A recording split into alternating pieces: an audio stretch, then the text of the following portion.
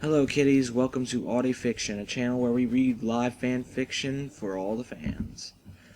This is going to be the second chapter of SSBB one-shots, or for you gamers out there, Super Smash Bros. Brawl. So let's begin. Chapter 2, Zelda's Tank. Wow, Zelda gasped. it's amazing. Wolf gave a small snort at her description. Powerful, awe-inspiring, lethal, yes, but amazing wasn't really a word he would use to describe his Land Master tank. Zelda danced over to the massive vehicle like a kid in a Christmas store. How does it work? Zelda asked. I've never seen such a thing in my life. And the metal, She stroked the dark gray shell of the tank. unlike anything I've ever seen. Wolf supposed she was logical to act like this. After all, Zelda came from a more primitive world. The Landmaster was the first close-up with the technology. Wolf smirked at the thought of this war machine being her education in advanced tech. Yep, a right beauty she is, Wolf replied, walking over to his mighty tank. Zelda cast an amazing glance at him. It's female? But how can metal... Figure of speech, it's just an it. Wolf hastily said. Zelda wisely did not persist. Instead, she asked, How can it fly? It's so big and sluggish. For a moment, Wolf let science take over. Well, the hypercoil engine provides 1,000 volts to convert hydrogen fuel into... Zelda's confused glance had him backtracking. use magical energy to make a fire to listen up. He hoped she would understand that. Zelda nodded. Such a beautiful piece, the smooth metal and handsome color. Wolf let his pride take a kick to the nuts, as his mighty tank was demeaning and beautiful. How do you work it? Zelda asked, snapping him out of his prideless hurt. I'll show you.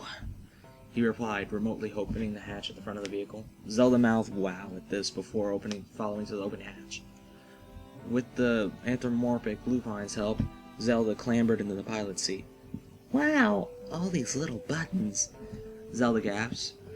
Wolf shrugged before telling her, Right, this one makes the tank hover, or rather fly. This one allows it to do a barrel roll. This lever makes it move, and this button fires the cannon. Suddenly, Zelda accidentally pressed a button to close the hatch, which snapped shut, causing Wolf to fall off the tank, yelping as he hit the hangar floor.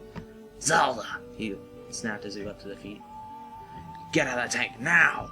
Zelda, panicked from being trapped in a foreign machine, quickly pressed the button that could close the hatch, except it wasn't that button. Boom!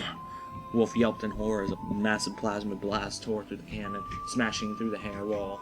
Within the tank, Zelda felt the great shake of the recoil, heard the boom. She hesitated at the motions and sound. Then she giggled.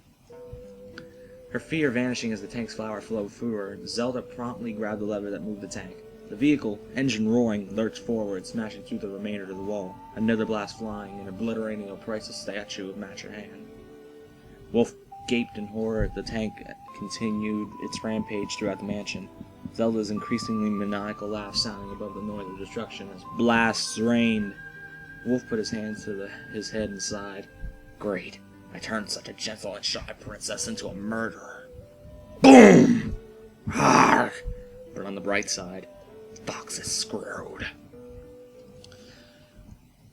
hope you enjoyed that one. It was a little more interesting to see Zelda go on a maniacal rampage. Make sure to like and comment below if you have a request. Subscribe to the channel. Alright, I'm out.